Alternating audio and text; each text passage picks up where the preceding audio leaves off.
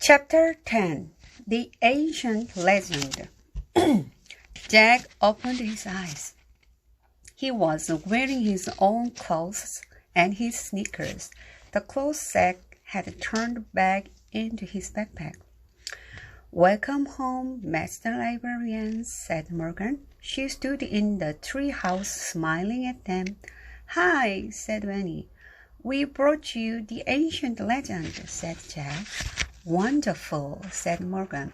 Jack reached into his bag. He took out the china book. Then he pulled out the bamboo book. He handed them to Morgan. "What's the legend about?" said Annie. "It's called The Silk Weaver and the Coward," said Morgan. "It's a very famous Chinese tale." "Guess what, Morgan?" said Annie. "We actually met them. We helped them get together." "Oh, did you?" said Morgan. "Yes," said Jack. "The silk weaver's ball of silk waved us." "What does the legend say about them?" asked Annie. "It says that long ago they were heavenly beings who lived in the sky," said Morgan. "When they came to Earth, they fell in love." "That's when we met them," said Annie. "Yes, I imagine so," said Morgan. "The book you brought back tells about their happiness on Earth, but I'm afraid the later legend tells us that when they returned to the sky, the king and queen of the skies separated them by a heavenly river called the Milky Way." "Oh, no," said Annie. "They get back together once a year," said Morgan. "One day night, birds make a breeze in the sky over the Milky Way." Zack and Annie gazed up at the bright summer sky. "Go home now," said Morgan. "Come back 2 weeks from today. Next, you are going to find a book in the country of Ireland over 1,000 years ago." "That sounds like fun," said Annie. Morgan frowned. "I'm afraid it was a very dangerous time," she said, "for Viking raiders often attacked the sea coast." "Vikings?" said Jack. "He'd had enough danger to last a long time."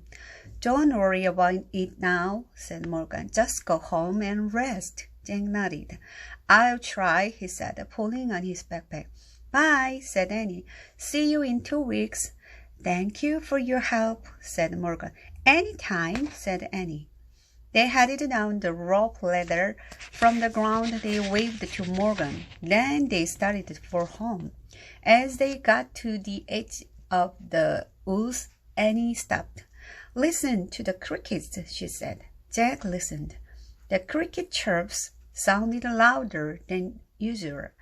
"Their ancestors lived in the time of the Dragon King," said Annie. "Oh, brother," said Jack.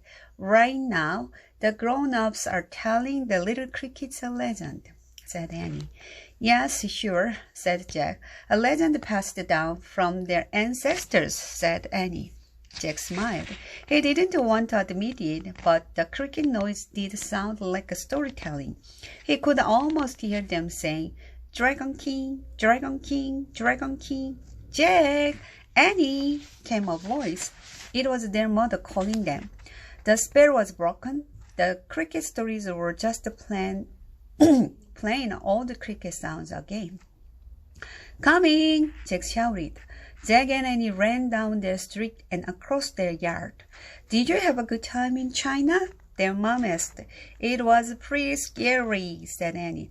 "We got lost in a tomb," said Jack, "but we were saved by an ancient book." Their mom smiled and shook her head. "My books are wonderful, aren't they?" she said. "Yep," said Jack and Annie, and they followed her inside. More facts for you and Jack.